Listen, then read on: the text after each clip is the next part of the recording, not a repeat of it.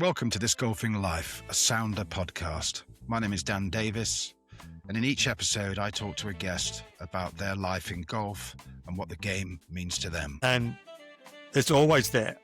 It's that sensation of hitting the ball properly that, makes you love the game forever, really. The great thing about English golf is the diversity of how great and varied are the golf courses. Should we get drops out of divots? I mean, it's just the most insane, inane argument ever perpetrated by anyone with any sense. And, next time you bounce out of the trees, go throw it back in if you think the game should be fair. You can't control your thoughts. They're things they're like birds that fly across when you're driving the car. That's the most undervalued, underappreciated, underrated, underdone golf trip in the world is Paris through Belgium into Holland. Everyone who lives in Europe should do that. But so golf, you can play with anyone, and I always enjoyed that. It was just a cool game. Today's guest is an ex-professional, a tournament winner in Australia and Europe. He's a deep thinker and writer on the game, and he's one of the finest golf course architects in the world. For many who have the game close to their heart, he's become something of a patron saint. So welcome to This Golfing Life, Mr. Mike Clayton. You're just back from 7 Mile Beach, I understand. Incredible project that's captured the imagination of golfers worldwide. How's it looking? It gets better every time I go there. Everyone thinks Tasmania, it rains a lot in Tasmania. And on the West Coast, it rains 300 days a year. In Hobart, it's a desert out where the golf course is. It almost never rains. So every time I go there, it's better. They've got the recycled water line now that was extended from the airport. So as soon as it goes into the dam, it goes out onto the golf course. So the dam never seems to fill up. But it's every time I go there, it's better just because the turf gets older and there's a little more water in. How does it make you feel to step on that property? I was looking at some pictures of it yesterday, and it really is spectacular. I mean, it just looks like an almost fantasy links course. As a golf course architect, having a piece of land like that must be an amazing canvas to work with. But how does it make you feel when you see it? And it's only been open a short time, hasn't it? It opened the Thursday of the Australian Open, so the first week in December.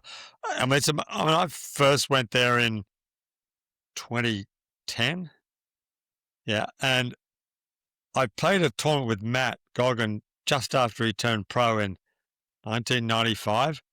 And he knew about the land, and he told me, we just started our business, and he told me that one day he was going to build a golf course out there. Of course, we all hear that 1,000 times, but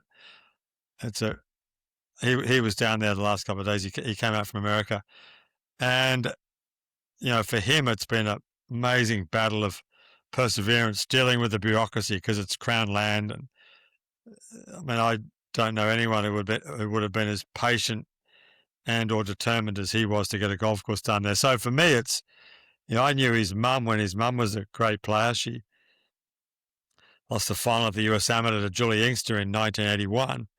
So I knew his mum before I knew Matt, really.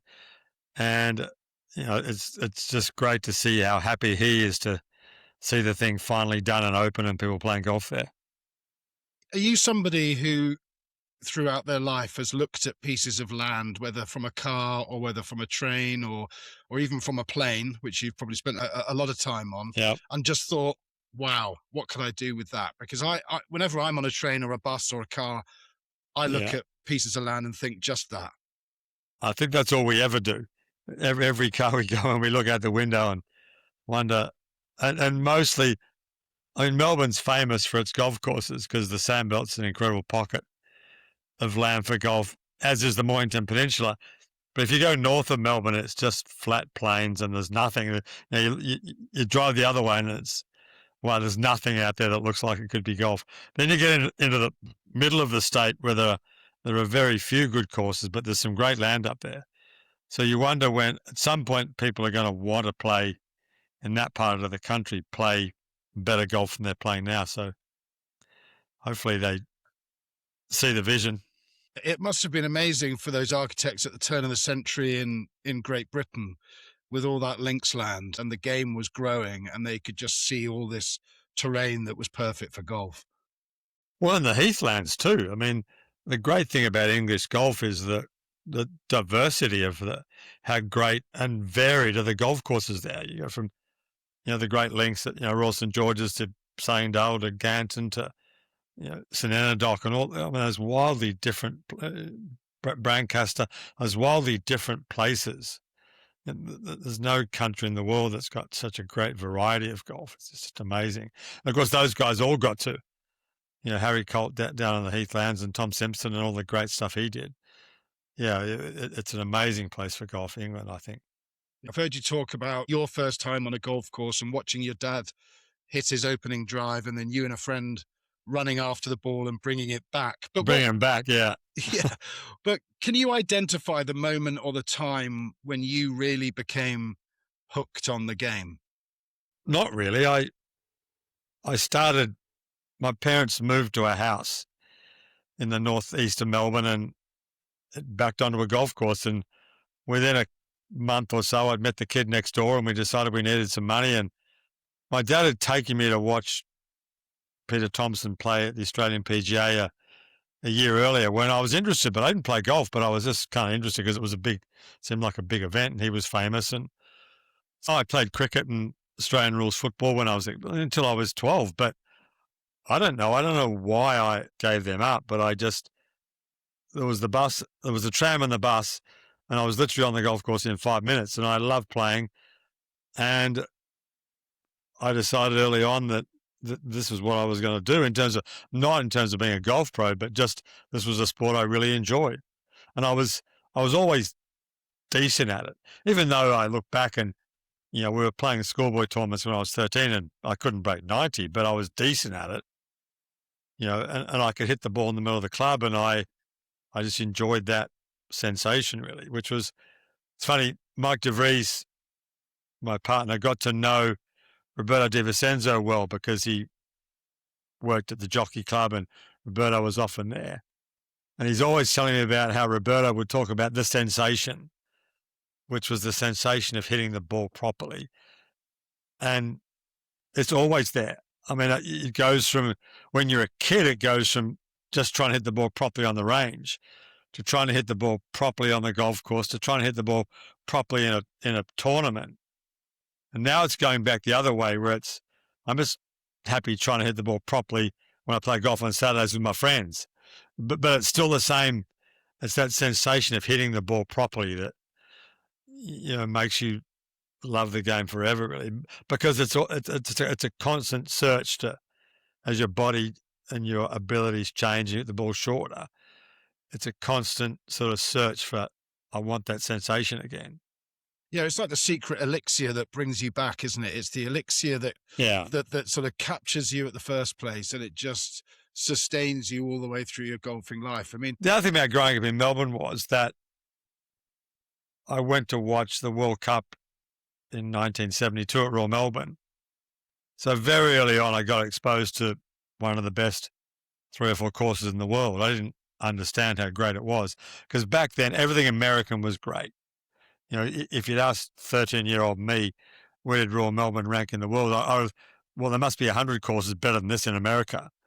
Then you go there and you realize there might be 1 or 2, but that's it. So I was lucky enough to grow up in Melbourne where, I was playing schoolboy tournaments at Yarra Yarra and junior, a couple of years later, junior state teams, and you get exposed to all of the best courses and you realize that architecture is just another level of the game that's incredibly interesting if you get into it.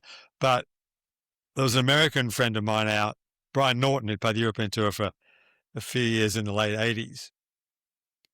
And he was raving about how he came down and played all the best courses. And he said, I can't believe how great golf is in Australia. I said, Brian, there are within an hour's drive of where we're sitting. I was in the clubhouse at Metropolitan. There are more good courses within an hour's drive of here than there are in the rest of Australia put together. So it's unlike Britain in that sense that you can go anywhere in Britain, or certainly in England, and you can drive half an hour and find a fabulous golf course.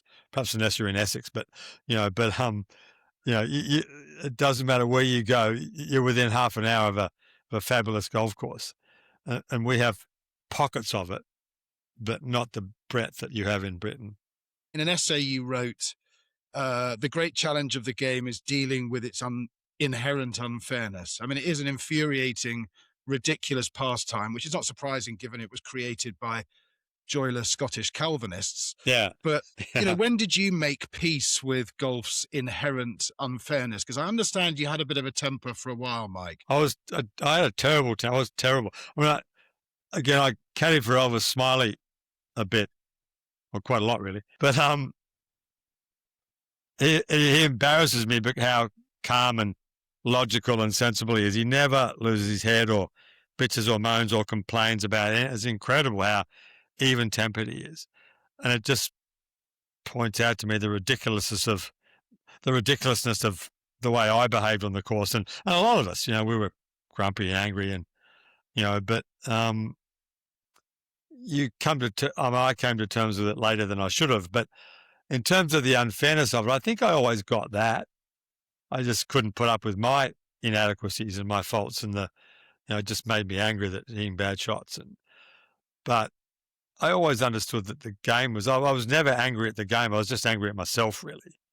And I think some guys bitched and moaned about finishing in divots or whatever. But I mean, we've these clowns on Twitter posing this. Should we get drops out of divots? I mean, it's just the most insane, inane argument ever perpetrated by anyone with any sense that, how do you determine it? And, next time you bounce out of the trees, go throw it back in if you think the game should be fair. It's just, it's just accepting the unfairness of it is part of it's the great mental challenge of the game is understanding it's unfair and bad stuff is going to happen. But of course, we never see the good stuff. We only see the bad stuff. There's always a voice in your head telling you what to do and what not to do, which again is the challenge of it. It was like I played a pro-am last week. The one pro-am I played for the year, and I played with these three amateurs, and it was an out of bounds line down. I'm never going to hit the ball out of bounds the whole ever. And I got in the team. The three of them had verbally stressed themselves out about hitting the ball out of bounds. I got in the team. I was like, now I'm thinking about the out of bounds, and I squirreled it down the right with it. It was the worst drive I've hit all day. It's like if I'd been playing with two good players, I never would have thought of it. Well, I'm thinking of writing a book which is the sort of opposite of Bob Rotella, which is called That's Torn It, The Power of Negative Thinking, because I have the ability to identify the worst possible part of any hole or the worst possible spot. It's incredible what your mind can make you do in golf, isn't it? It is, yeah. As a sports psychologist, a guy who worked with Grant Waite, and I've forgotten his name and I should know it, but he's the only one who ever expressed that your thoughts you can't control your thoughts. They're things they're like birds that fly across when you're driving the car. And you can't control, inevitably, if you stand on the 17th at St Andrews, don't hit it on the road and don't hit it out of bounds. They're going to go through your head, inevitably. Because as a child, you learn, don't run across the road without looking. Don't stick your hand on the stove. Don't is a word you learn because it's survival. If you don't learn don't, you don't survive. And inevitably, if you play golf, the word don't goes through, don't three-putt, whatever. And this guy's point was, it's just disregard your thoughts. You can't control them. They're a distraction. Just deal with them and move on and hit the shot. And people that tell you can control that, he said that's complete BS. You can't control that because it's an inherent human thing that is inherently human. And I think once you understand that, and that everyone is thinking, Nick Faldo told Peter Fowler, no, it was a friend of Peter Fowler's, a story about that famous 2-iron he hit into the 13th at Augusta when he went back and forth between the 2-iron and the 5-wood. And he said to this guy, it was a good young player in Melbourne, who said, I get nervous under pressure, and I don't think positively. He said, let me tell you a story about the 13th at Augusta. He said, all I could see with a 2-iron was a low skank into the water on the right. And all I could see with a 5-wood was a high block into the water on the right. And I went back and forward, and I said, Nick, at some point you've got to hit this shot. And he said, I hit the best shot I ever hit in my life. But don't tell me I had a positive thought in my head. I said, you just have to stand up there and hit this shot. Because if you do, the tournament's over. He said, but all I could see was water on the right. So, but every sports psychologist who watched a video of Faldo playing the 13th hole at Augusta in 1996 would tell you his head was full of positive thoughts. When, if you asked him about it and he was honest about it, he would tell you the opposite. As a professional player, as a person who's won multiple tournaments, you've had more experience of being in the zone than most. Obviously, you're thinking very clearly, and I think that's part of it. But have you tried to discern in your own game what it was that allowed you to get to that level, to play your very, very best golf, to enter the zone, as they call it? Well, David Graham spoke about that when he won the Open at Merion. Obviously, on one of the greatest rounds ever played, 18 greens, pretty much every fairway, 67 without making a putt, really. And he said, I tried to get back there, I never could. So it just, you can't control that, I don't think. Maybe you can, maybe Tiger could, Hogan maybe, but it's a place that you can't force. You just find yourself there, and you don't realize it until the round's over. When you ask David about that round, he could barely remember a shot he hit. So I don't remember anything. And I've been there a few times, but yeah, you just, it's not, you're not overcome by the pressure or the tension. And it's rare because most of you are. You see guys that blow tournaments, it's because they're, they just Doug Sanders, look at that. You're listening to This Golfing Life, a Sounder podcast. For 20% off your next Sounder purchase, simply enter the code POD20 at checkout. That's POD and the number 20. Check out new season polos and year-round wardrobe staples at soundergolf.com. Code limited to 1 use per customer. You won the Australian Amateur, but pro golf wasn't always the preordained path. In your amateur days, what did you want from the game, and what did you get from it as a younger man? I got from it the joy of playing. I guess the competition, trying to make teams. The state junior team was a big deal when you got in that, under 21. I mean, now the state senior teams are populated by under 21-year-olds. The amateur game's completely changed, and then making the state senior team and, playing pro tournaments. I first played the Victorian Open in 1977. So just got to always striving to get to the next level was really a part of it. But I enjoyed playing, and I enjoyed the people. I made so many great friends around amateur golf. I first met Peter Senior when Peter was 13 or 14 in the Australian Schoolboys, and Wayne Grady, Roger Mackay in Perth. We all met each other as juniors, really, and they become lifelong friendships. So there are so many things that attract you to the game, and it's the only game really you can play with people of desperately wild standards and still enjoy it and not affect each other. I played with a kid at Metropolitan, where I'm a member, on Saturday, who was a tennis player. And he was a young kid, and he's only been playing golf for 3 years. He's incredibly good at it for 3 years. But he said, tennis, you can only play with someone that is your standard. Otherwise, it's a waste of time. But so golf, you can play with anyone. And I always enjoyed that. It was just a cool game.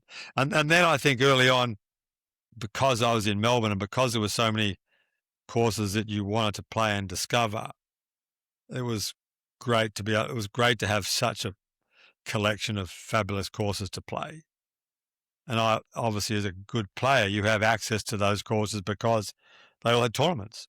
So you were always, you were playing, constantly playing without realizing it, how at the time, how important architecture was and how important great golf was. There are parts of, if I lived in other parts of the country, I wouldn't play anywhere near as much golf as I play now because there aren't that many courses that I would bother playing. You play social golf, and it sounds like you've always played social golf and enjoyed that ability to play with players of different abilities. Yeah, I've always, I mean, we have a kind of regular group at the club on Saturdays, and none of them they're not particularly good players, but we always have a decent match because the handicap system works. But I've always just enjoyed playing, really. But again, a lot of that is the golf course. I'm lucky enough to be able to play a whole bunch of fantastic. I mean, I've got a Tom Doak course at St Andrews Beach, literally a minute down the road, and I go and play there whenever I want. And it's like it's one of the best 10 courses in the country, probably. And it's just like right down the road, and I can rock up there at 4 o'clock, and it's covered in kangaroos, and there's no one around, and I can play 18 holes or 6 holes or whatever, or 7 holes or 9 holes, and it's just, it's. I mean, I understand how lucky I am to be able to do that. I mean, Tom once said, if there was one course that I've built that I would want to have down the road from my house, it'd be St Andrews Beach, and it's down the road and it's right there, and it's great fun. You played the European Tour for 18 years, visited a lot of countries in that time. Yeah. Which tour stops did you always look forward to each year, and why? That's an interesting question. I enjoyed Chantilly a lot. We played there 3 years in the late 80s, maybe 1988, 89, 90. And then they went to the National, and that was like just depressing to me. To leave Chantilly and go there was depressing. Portmarnock was always great. Royal Dublin was good. I always enjoyed playing in Sweden for some reason. Falsterbro we only played there once, but that was a beautiful course down in the south of Sweden. Porto de Hierro was a terrific course in Madrid. Most of the places we played in England were, I mean, obviously we didn't. Well, I mean, we played Sanedale a lot, and Wentworth a lot, Moortown a bit, but we played, the Belfry, St Mallion. Where else did we go that was they were tournament courses, but they weren't, it wasn't like you were playing Swinley Forest or West Sussex or St Enodoc or Cinque Ports, or, the tour, which is the nature of professional golf, goes to places because of the money. And we moved from Portmarnock to Druids Glen and Mount Juliet. I remember talking to someone about, boy, I would way rather be playing back at Portmarnock than playing here. And his answer was, well, would you rather play for £300,000 or £400,000? I thought that was a stupid answer. Well, of course I'd rather play at Portmarnock for £300,000, which of course was, you're a professional golfer, you play for money. If you play the same, you go home with X amount of dollars more than you would have if you played at Portmarnock. And most guys saw it that way. So I guess I was the one who was out of step with the majority, but to me, it was a lot more fun playing at Portmarnock than it was playing at an inland K club or, in the middle of Ireland. But we played for more money. So who's right and who's wrong in that case? I mean, most of the field would be happier playing for more money. But I think ultimately it hurts the tour. I think ultimately the tour's better off for going to the best courses. Because there's a recognition of that now, I think, a much belated recognition. It is. When you see things like the Walker Cup at Cypress Point, or the President's Cup at Royal Melbourne, that these, or even when the US Open went back to LA Country Club, there's an interest in the venue that surpasses the event itself. Yeah, I always liked playing good golf courses because that's what I'd grown up watching in Melbourne. And the first article I ever wrote for the newspaper was about, we were playing at Royal Melbourne, and it was about how I'd assumed that when I went away, it'd be the same as what it was at home. And I soon discovered it was not that at all. Playing Royal Melbourne and Kingston Heath and Victoria and the lakes and Lake Karrinyup and Royal Adelaide was not the norm. In fact, it was far from the norm. So I always enjoyed playing at Glen Eagles. That was always a great week. The week before the Open, we played the Scottish Open at Glen Eagles was always a great week. So, we played a lot of, good courses, but I think the Australian Open at Royal Melbourne, we hadn't played Royal Melbourne since 1991, which was bizarre. And they played the Open in December 2025 at Royal Melbourne for the first time in whatever it is, 34 years. And it was great because Rory played, and it was great because it was at Royal Melbourne. And it was the best Australian Open by a long way that I'd seen in the first Australian Open I went to was 1970 at Kingston Heath. And it was the best Australian Open I'd ever seen. It was incredible. And it was made by Rory, and it was made by the golf course. You talked a lot about growing up in the Sandbelt and, in Melbourne, and what an amazing place as a golf-loving youngster to be. When did you begin to study Alistair MacKenzie, and which of his core beliefs have had the biggest influence on your philosophy and outlook as a course architect? Well, I think I first started studying Alistair MacKenzie without knowing it when I played at Royal Melbourne and realised that it was a completely different level to everything else. And Kingston Heath, obviously, where he did all the bunkering, and he came here for 3 months, and he went to Queensland, Sydney, Adelaide, Melbourne. He crammed a lot in 3 months, and you can't do that much in 3 months. So, he worked with Alec Russell and Mick Morecambe at Royal Melbourne, the greenkeeper, and they'd obviously read golf architecture 1920. So they knew what he thought, and then they could put what he thought on the ground. So, but I was studying Royal Melbourne without knowing it when I was a kid. And then I found Tom Doak's book in the Anatomy of a Golf Course in a bookshop in Guildford in the very early 90s. Then I found the confidential guide at Rod McEwen's bookshop at the Open. And then I found The Spirit of St Andrews, and I read that from cover to cover over and over and over before I read golf architecture, really. So, and then I think The Spirit of St Andrews came out I think I bought it at the Open at St George's in '93 when Rod had the bookshop there. Yeah, because it came out later, didn't it? Just for those that don't know, his son brought it out. It was a great unpublished manuscript, wasn't it? Yeah, well, he wrote it in 1933, and they didn't find it till the mid '90s. And I saw Greg Norman's wife. I saw Laura in the tent at the Open at St Andrews. I said, "You got to go and buy this book for Greg." So it was probably at St Andrews in '95, maybe even. So you got to go and buy this book for Greg. He's going to love it. So I saw Laura the next day. She said, "Shit, he sat up all night reading it." So I think that came. So you read. It's such an interesting book, interesting and easy book to read, that you really, by osmosis, you take in what he thought and how he thought about the game, and how he, this moronic answer to how far the ball's going, which is grow more rough and plant more trees. Well, what you want to destroy Royal Melbourne and destroy St Andrews by planting trees and growing rough?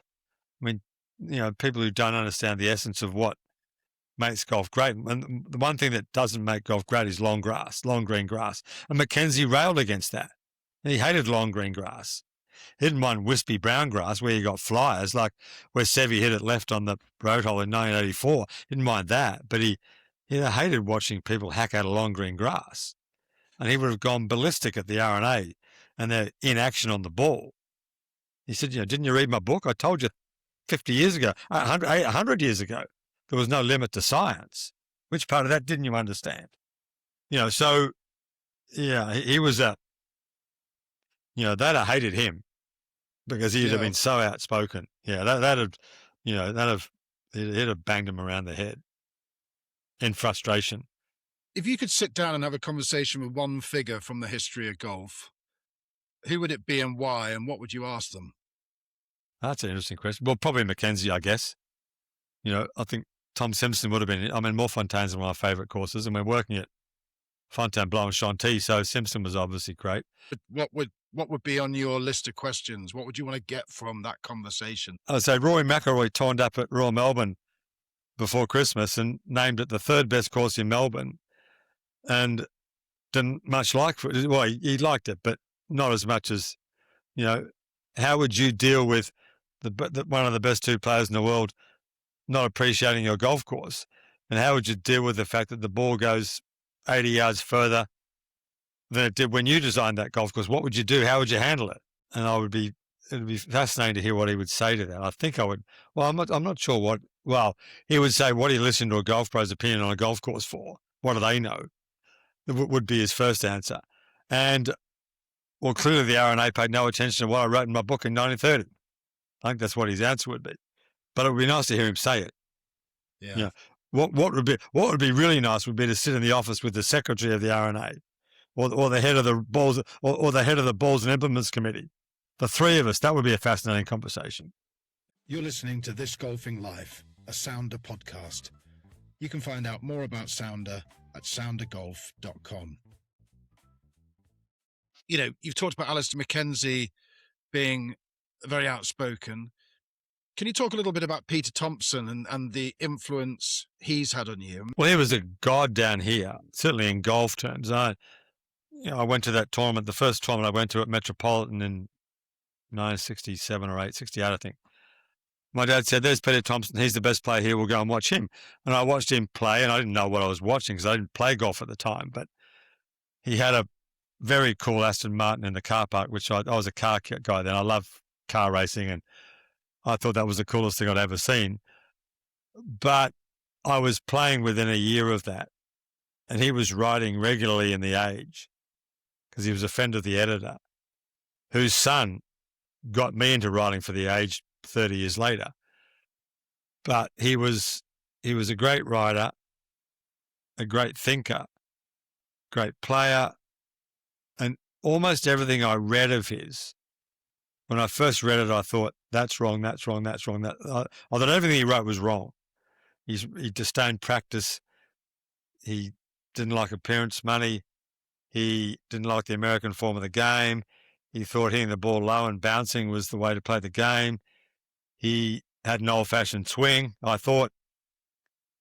And I said to someone the other day, we were talking about bunkers, and I remember him saying to me that there were too many bunkers at Sorrento. He said, Mary can't get out of them, his wife. I'm going, what are we worried about Mary for? And I said to someone the other day, he said, almost every single thing Peter Thomson said or wrote that I thought was wrong at the time, he was right almost every single time. He was wrong about the small ball, I think, because I think that great generation of players, Seve, Norman, Price, Felder, Langer, that came out of being forced to play with the big ball. You had to hit that ball better than you had to hit the small ball. And it meant when they went to America, they didn't have to change balls. Or if they didn't want to change balls in America, they had to compete back in Europe with a ball that was 25 yards shorter. So I think he was wrong about that. He was right for the reason that why are we blindly following America. He was right about that. But I think the consequence of the world switching to the big ball was the first generation of great European players. And it certainly helped Greg and Nick Price. And so, I think he was wrong. But everything else, he was right. He was a great writer. He was a great player. He had an incredible temperament. And he would turn up at everything. He would turn up to speak to the state team, to help juniors, to go to club dinners. He would just turn up and speak off the cuff. He was an incredible speaker. And he was just a great mind, really. And people remember him most people don't actually, but he played on the European Senior Tour in 1984 or 5, and he won 9 tournaments. And people assume that, he turned 50 in 1984. He turned 50 in 1980. And he spent 2 years running for the state parliament in Victoria for the Liberal Party, which was the Conservative Party. There was a swing against it. He didn't get in. So he picked up his clubs and dusted them off, and at 54 went and played the Senior Tour in America and dominated it. I mean, he was, people that thought, the Americans had some, at the time, he was a great player, a sort of disdain for the way he played and the fact that he eschewed playing in America and rather played in Japan and Asia and Australia and Europe, where he was instrumental in setting up those tours, really. He was the best player around the world for a decade or more. And the Americans kind of just didn't rate him, really, because they didn't understand how great a player he was. It was just that he'd built his game around we'd grown up playing in Melbourne where it was bouncy and windy, and went to Europe and understood that the links, you had to learn to play the links.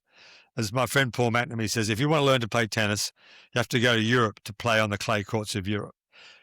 And he equates the clay courts of Europe to the links courses of Britain in terms of that's the finishing score for any professional player in either sport. And Peter went to Britain. I mean, he was sixth in the first Open he played in 1951, and he mastered that form of the game, which is ultimately the ultimate form of the game. It's the equivalent of clay court in tennis, clay courts in tennis.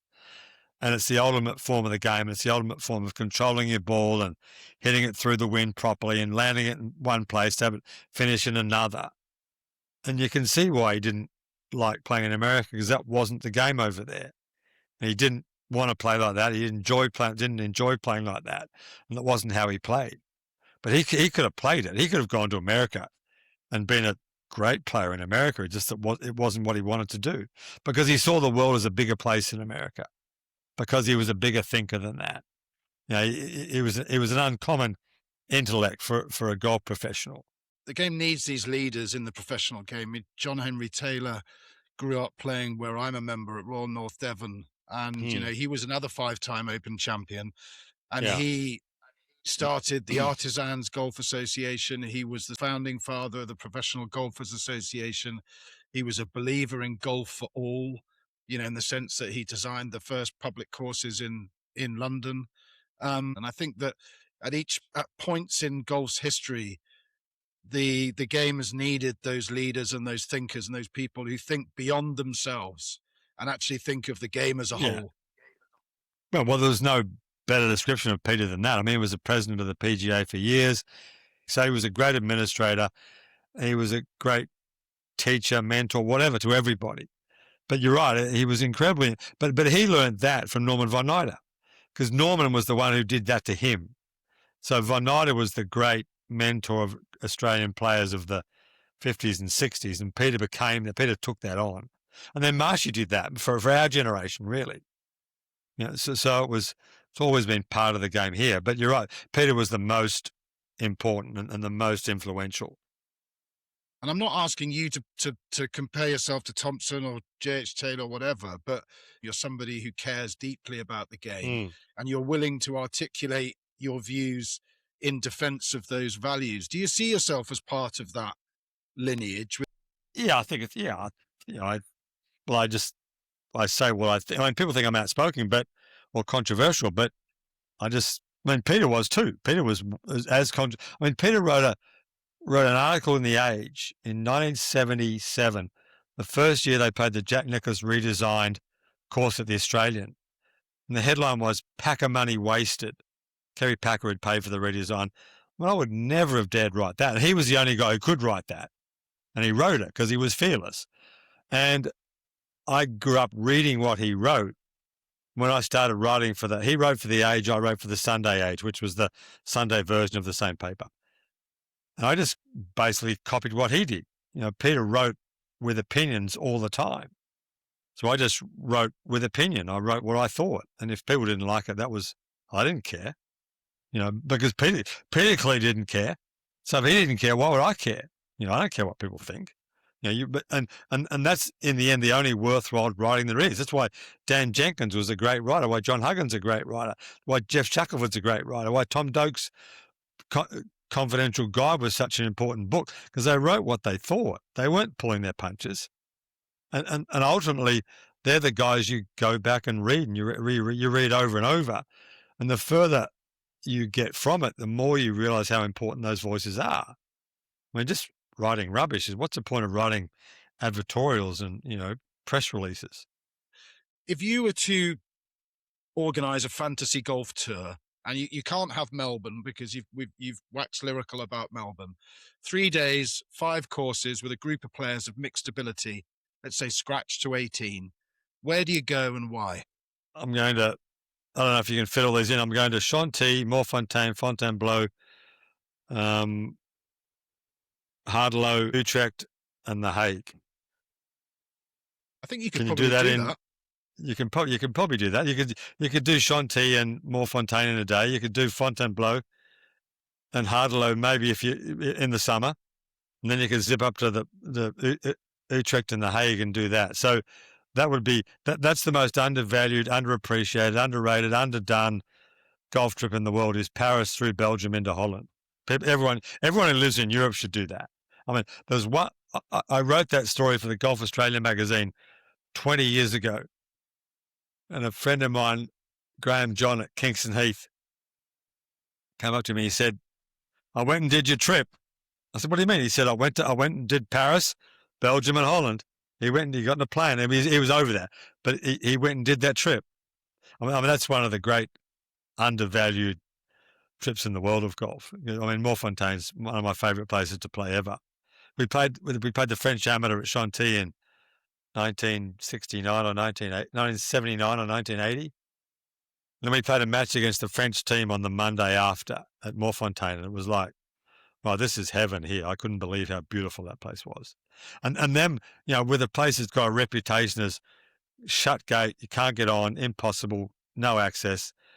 We'd play the French Open at Chantilly those 3 years, and then we would go to Morfontaine, and they couldn't have been more welcoming. We would go over there. I'd take Wayne Riley over there, Chris Moody, Frank Nobilo, and we'd go over there once or twice a week for those 3 years, and they couldn't have been nicer to us. They were just brilliant. So I've always loved that place. Tell us about your favourite clubhouse in world golf. I mean, again, I'm going to talk about Royal North Devon in the way that you talk about Royal Melbourne. Royal North Devon's clubhouse is like a museum, but it's also the best atmosphere you'll ever get in a clubhouse. Which are your favourite clubhouses in golf and why? Well, Morfontaine, because this is an amazing building. When I go there, there's almost never anyone in there, but it's just such a beautiful building. And it's testament to, in Australia, we all build clubhouses that are too big. And they're too big 95% of the time. Morfontaine is way too small, but that's what a clubhouse should. All clubhouses should be too small. I think Wellington's a great clubhouse. Sonoma Batesh, where the French Open was last year, it's a much better clubhouse. It's a decent golf course, but not in the class of the others in Paris, but amazing clubhouse. In Australia, we joke there's a thing called the St Andrews Beach Brewery, which used to be a horse training track. And it's just down the road from the golf course at St Andrews Beach.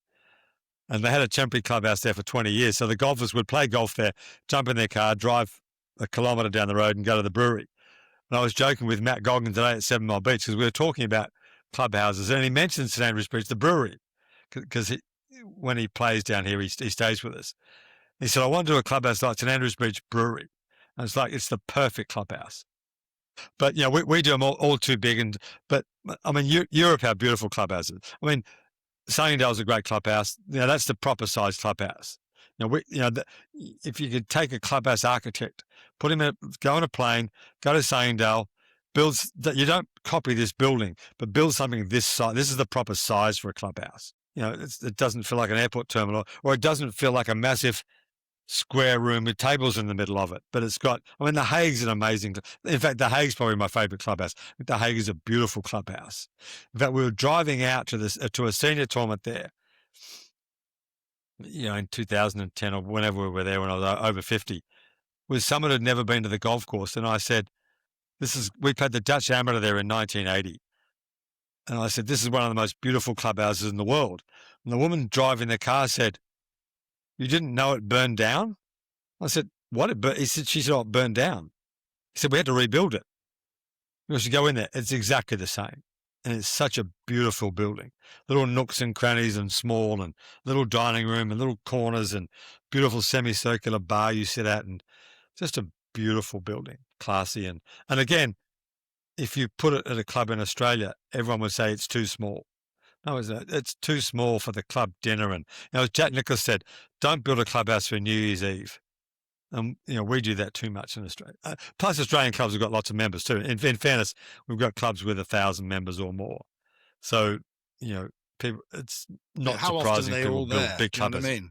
Well, it's exactly, of course. There are never more than 100 people in the clubhouse, or 150 maybe. But so I thought the continent did beautiful clubhouses. Porto-Hero was a beautiful clubhouse. Anyway, the clubhouse at Camagin was a beautiful old building. Anywhere you went in France had a great clubhouse. apart from the National, of course, which was a hotel basically. But the old courses were beautiful. I'm a big fan of the Kingsbarns Clubhouse because it's just really small, and it just fits into the landscape nicely. Castle Stewart, great modern clubhouse. I thought Castle Stewart was a brilliant clubhouse, probably the best modern clubhouse I've seen. I'd agree with that because you got the 2 9 sort of both sides, which is nice. Yeah. I thought it was great, brilliant. And the locker room's in the middle or the top. It's at the top, first floor. Yeah, the top. Yeah, I thought it was a brilliant building. Yeah, very same cool. as Kingsbarns. Yeah, great. Yeah, brilliant. Yeah. You're listening to This Golfing Life, a Sounder podcast. You can find out more about Sounder at soundergolf.com. How do we get more people into the game and, more importantly, change perceptions about golf? Because some of the tired, lazy stereotypes about golf still linger. And for me, top golf isn't it. Is it more short courses, which have become very fashionable? Is it pitch and putt? Is it Himalayas putting greens, which I've heard you talk about in the past? What do you think? How do we provide a better gateway to the game for all ages and background of people, if you like? For me, it was cheap, accessible public golf. There was before I joined Eastern, and I couldn't play on the Wednesday comp because I wasn't a member, we would go to the local public course, which was 9 holes. It was literally no clubhouse. It was a caravan there. It was 30 cents for 9 holes, 40 cents for 18 holes. And it was when I was starting out, it was a place to play. So cheap, accessible public golf. I love the idea of Himalayas putting greens for kids because there's no one knows where they're aiming, and there's no pressure to get the ball in the air, and you can hit the ball a long way. You can, if it's big enough, you can hit the ball 50 or 60 yards. So I think they're great places for kids to learn to play. But there's one on Sandringham, the course over the road from Royal Melbourne, where we built one. I was out of the business by the time that particular business when they built it, but it was my idea to build it. And they charge $18 a head or something ridiculous. So no one ever uses it. It should be. Why isn't it free? It's ridiculous. I mean, Matt Goggin at 7 Mile Beach, any under 18-year-old who comes with with an adult plays, it's free for them. I mean, there are schools in the road that Sandringham Golf Course is, primary schools, and they're charging kids to play on the Himalayas putting greens. Nuts. So Himalayas putting greens, short courses probably, although kids can play from the ladies. I mean, I didn't. The course I grew up was 6,400 yards long, so it was shortish, but it was long when I was 12. But there was nothing to stop us playing off the ladies' tees and making it as short as we wanted. But it's just creating an environment like the one I was at Eastern, where I was always welcomed by old men and made to feel at home and taught what to do and how to behave, and so it's embracing kids really, and it's often it's those second tier clubs, for want of a better word, that's where kids I mean, all the best players in Melbourne gravitate to the Sandbelt, but they don't start there. Most of them don't start there. I mean, the three major champions that have come out of Melbourne, David Graham, Peter Thomson, and Jeff Ogilvie, all grew up playing 9-hole public golf courses. That's where they learned to play. And they were, 3 different golf courses. And when I was a kid, those courses to play would have been 40 cents for 18 holes, probably, certainly less than $1. And Cheltenham you could join Cheltenham, which is where Ogilvie learned to play. You could be a member there. And I'll bet my first joining fee was $12 at Eastern as a 14-year-old. And Darren Cole, who played the European Tour for a little bit in the 90s, Cole's a pro at a course we're working at in the country, Terrelgan. Any kid under 18's free. Anyone who's under 18's free. Free golf, come and play. And they've got 130 kids there who play. And kids have got to understand that golf's hard. That's why it's great. Trying to dumb it down and make it easier is not the way to attract people, because its great attraction, as Bobby Jones says, was its inherent difficulty. And that's why ultimately we get sucked into playing it, because it's hard and it's hard to master. But you never master it, but it's a hard game to play. And people who give up because it's too hard, they were never going to be golfers anyway. Talked about clubhouses and we've talked about great courses. What is it? What are the elements that go into making a great club, though? Good people, really. And I probably think if half vote for one side of the politics and half vote for the other side, that's probably a pretty good measure too, which is not most golf clubs. But, one of my favourite clubs here is Portsea down the road from here. And I suspect that half the members vote for the Labor Party and half the members vote for the Liberal Party. But, that's always a good measure. But, different people that come from different environments and different occupations and have gone to different schools and have grown up, who have led wildly different lives, always make clubs more interesting, probably, which is not something that golf clubs tend to foster really much. But I think the more of a disparate membership you can attract, the more interesting it's going to be. But ultimately, it's the people that make golf clubs. I mean, good people. And almost every golf club every golf club I've ever come across has been filled with good people. In fact, when you're a kid, you grow up thinking Royal Melbourne's this really snooty blue blood club that, you got to walk around with, watch your P's and Q's and be careful where you walk. And, a friend of mine, when they were between managers, a friend of mine who'd been the manager of Victoria became the interim manager there. And I've grown to love Royal Melbourne over the years, and I've got lots of friends there, and I kind of get it. But he said, and this guy had been the manager at a couple of great clubs in Melbourne. He said, I never understood how great this place was until I came and worked here, how great the people were, how well it's run, just what an amazing place it is. And, that's not the perception of that. If you read a paper someone wrote a ridiculous article in the Age the other day about Ricky Ponting trying to join Royal Melbourne. And it's always the exclusive Royal Melbourne Golf Club. And sure, it's, lots of blue blood Melbourne society and people, doctors and lawyers and businessmen and whatever they are. But it's an incredibly friendly place of people who love golf and enjoy being together. And it's a cool place, and it's certainly not a lock gate. There are lots of lock gates in America, Augusta, for example, but Royal Melbourne is not a lock gate, and it's a great place, and it's it's not the model for every club, but if that's the snootiest club in Australia, then we're in pretty good shape. Yeah, I mean, it's interesting you mentioned America. I've not played a lot in America, but what struck me about going to those American country clubs was this is a completely different game. I mean, we're divided by a common game because the experience of being at a 165-year-old golf club that I'm a member of compared with an exclusive country club in Las Vegas where the joining fee is about $500,000. The experience is just so different. Well, we're divided by language and different economics. I mean, there's so much more money in those clubs than there is in Britain and Australia.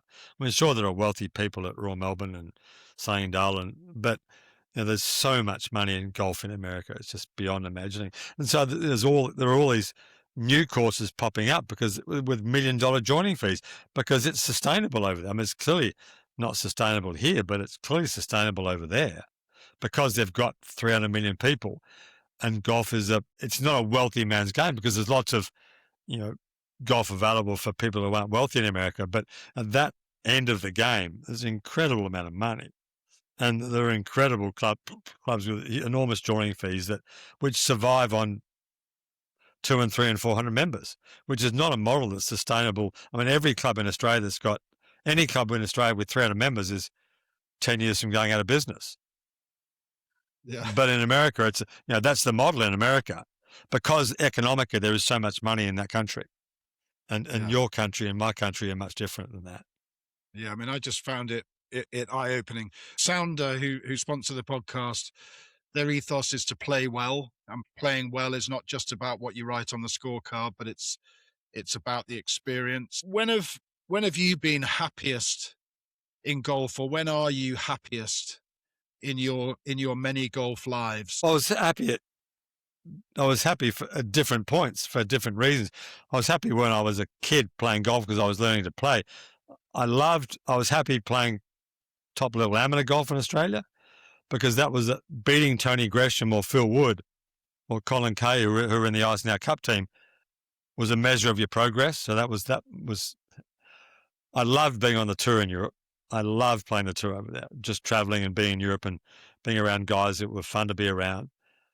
And then enjoy playing old man's golf at the golf club. So there's sort of 4 different stages of my golf, but I've loved them all really. But Wayne Grady, who was a great friend of mine, Grady doesn't play golf anymore. He just didn't like golf anymore. So he didn't play. I kind of think that's sad. Ian Baker Finch is here in Melbourne this week. Finchy plays it. He plays every day, loves it. Yet Grades is the complete opposite. Peter Fowler loves playing. Chook still loves competing. I mean, I can do without competing.